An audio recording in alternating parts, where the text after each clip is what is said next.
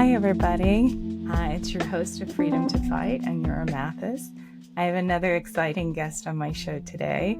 I'm really excited to have such an array of guests, not just in the martial arts field, but in so many other fields. I'm a trauma therapist. For people that don't know that, I practice EMDR therapy. And to be connected with someone that any sort of social services is something that resonates with me. It's something that I'm passionate about, changing our communities for the better, spreading mental health awareness and how we can heal as a community. So it's an honor to have you on my show. It's an honor to be here. Keisha Usher-Martin is a former lawyer, or current? I say I'm a retired lawyer. Retired. Nice. But I'm still using those skills for the benefit of my community. Awesome. Yeah. I would love to talk to you about all the ins and outs of that, because it's been recommended that I become a lawyer.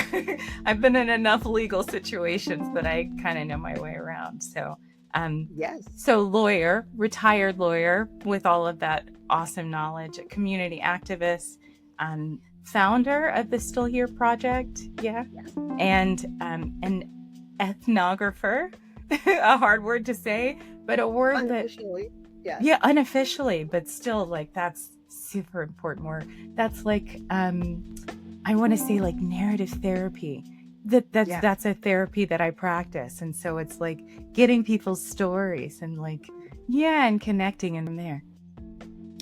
So the goal of the Still Here Project, I have it specific to 19146, which is very intentional because this is where I live and have lived for the past 17 years. I've had children. My children have grown up in this neighborhood.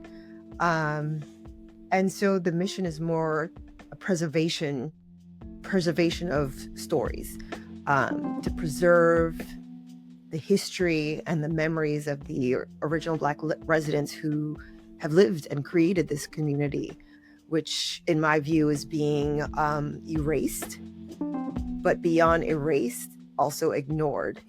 So the people who are still there, or as I call it, still here, trying to protect their sense of community, protect our sense of community, as our neighborhood is being rapidly gentrified. And we have to have a conversation about it. What do we need to change so that everybody has housing? It shouldn't be on the table that somebody needs to live outdoors because my application was denied, or I've got I didn't fill this part out, or whatever it is. It's not an address to apply. I mean, problem here. I'm trying to solve this problem that I don't have an address. And why would you do that? Exactly. And if you feel like, for people that are listening, I just need to make this point. If you feel like homelessness or poverty in it as a whole is like a sign of laziness, or there's just so much more to know about it, and if you feel that somebody living on the street is going to be able to find a way to take a shower, have some clean clothes, print out a resume, and go to a job interview, get a job, and get themselves off the street without any help, that's impossible for any human being. And right. A lot of people job, but my rent, I need first and last or 3 months rent put up to even get into the home. There's nothing that actually works together to make this happen. And if you were evicted, then you have that counting against you, which is really kind of the purpose of evictions, is just to kind of smear. It's one thing to kind of lose some of your resources, but if you if you're sleeping outside, you're not safe at all, especially if you're a woman. Nobody cares.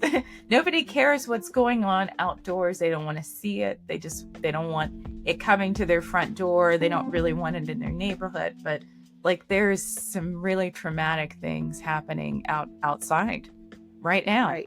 Shelters, people are like, just shelter. No. Shelters aren't safe either. Not at all. Most people get assaulted or robbed or Absolutely. Shelter. I've worked in shelters. These are dangerous places. Yeah. And that during the day, you have to be out of the shelter. So, Colorado gets as cold or colder than Philadelphia. And so we have these blue codes where, people have to be taken to shelters, and they're looked upon when they don't want to go to the shelters that, what's wrong with you?